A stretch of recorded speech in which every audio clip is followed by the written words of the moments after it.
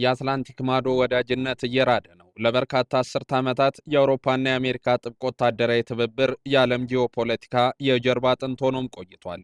ሆኖም ከዋይት ሃውስ ከሰሞኑ የሚወጡ ቁጣ ያዘሉ መልእክቶችና ከአውሮፓ ዋና ከተሞች የሚሰሙ የአየር ክልላችን ዝግ ነው ውሳኔዎች አዲስ የታሪክ ምዕራፍ እየተከፈተ መሆኑን አመላካች ሆነዋል።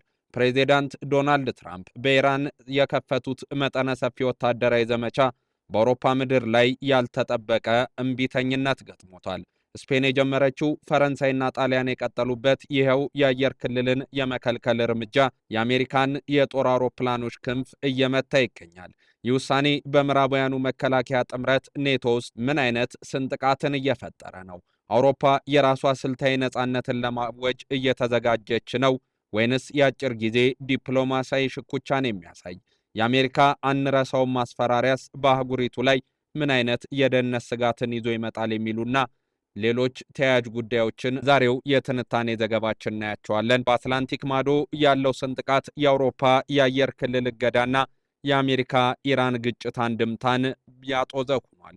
በመካከለኛው ምስራቅ እየተቀጣጠለ ያለው ይህ የጦርነት እሳት ከአካባቢው አልፎ የአውሮፓና የአሜሪካ የቆየ ወዳጅነትን ወደ ከፋ ደረጃም እያሸጋገረው ይገኛል። ፕሬዚዳንት ዶናልድ ትራምፕ በኢራን ላይ የጀመሩት ወታደራዊ ጥቃት ከአንድ ወር በላይ ያስቆጠረ ቢሆንም ጥቃቱን ለማስፈጸም የሚያስፈልገውን የአውሮፓ ሰማይ ግን አሁን የሉዓላዊነትና የፖለቲካ ፍላጎት መለኪያ ሆኗል። በተለይም ስፔን፣ ፈረንሳይና ጣሊያን የአሜሪካ የጦር አውሮፕላኖች የአየር ክልላቸውን እንዳይጠቀሙ መከልከላቸው በምዕራባውያኑ የደህንነት መዋቅር ውስጥ ትልቅ ድንጋጤን ፈጥሯል። ይህ ሁኔታ አሜሪካ በዓለም አቀፍ ደረጃ ያላትን ወታደራዊ የበላይነት ከመፈታተኑም በላይ አውሮፓ ከዋሽንግተን የውጭ ጉዳይ ፖሊሲ ራሷን እያራቀች መሆኗን የሚያሳይ ግልጽ ምልክት ተደርጎም ተወስዷል። የዚህ ዲፕሎማሲያዊ ቀውስ መነሻ በኢራን ላይ እየተካሄደ ያለው ጦርነት ሲሆን አውሮፓውያን ይህንን ጦርነት ወደ ቀጠናዊ ቀውስ እንዳያመራ ካላቸው ስጋት የመነጨም እንደሆነ ይነገራል። ሬውተርስ በዘገባው የስፔን የውጭ ጉዳይ ሚኒስቴር ቀደም ብሎ ባወጣው መግለጫ ማንኛውም በኢራን ጦርነት ውስጥ የሚሳተፍ ወታደራዊ አውሮፕላን በአገሪቱ ሰማይ ላይ ማለፍ እንደማይችል በይፋ አሳውቋል ብሏል። ይህንኑ ፈለግ የተከተለችው ፈረንሳይ ወደ እስራኤል የጦር መሳሪያ ጭነው የሚመሩ የአሜሪካ አውሮፕላኖችን ማገዷም ተሰምቷል። ፕሬዚዳንት ትራምፕ በራሳቸው የማህበራዊ ሚዲያ ገጽ ላይ በሰነዘሩት ጠንከር ያለ ትችት የፈረንሳይ ውሳኔ ከጀርባ መውጋት በሚል ስሜት ገልጸውታል።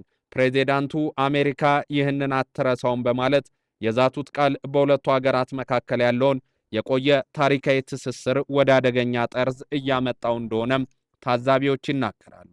በታሪካዊ ዳራውም አውሮፓውያን ከአሜሪካ ወታደራዊ እርምጃዎች ጋር ያላቸው አለመስማማት አዲስ አይደለም። እንደ አውሮፓውያን አቆጣጠር በ1986 ፕሬዚዳንት ሮናልድ ሬገን በሊቢያ ላይ የአየር ጥቃት በፈጸሙበት ወቅት ፈረንሳይና ስፔን የአየር ክልላቸውን መከልከላቸው ይታወሳል።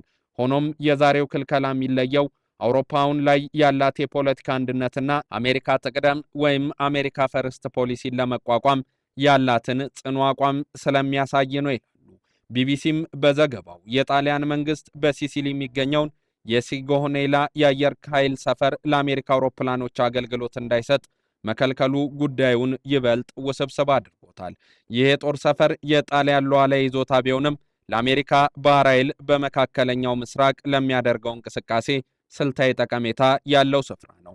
ጣሊያን ይህንን ስልታዊ ቦታ መዝጋቷ አውሮፓ ራሷን ለቀጠናዊ ጦርነት ተጋላጭ ማድረግ እንደማትፈልግም ማሳያ ተደርጓል። የመካከለኛው ምስራቅ የፖለቲካ ተንታኞች እንደሚሉት ታዲያ ይህ ውሳኔ ከሀገራቱ ብሔራዊ ጥቅም ጋር የተቆራኘ ነው።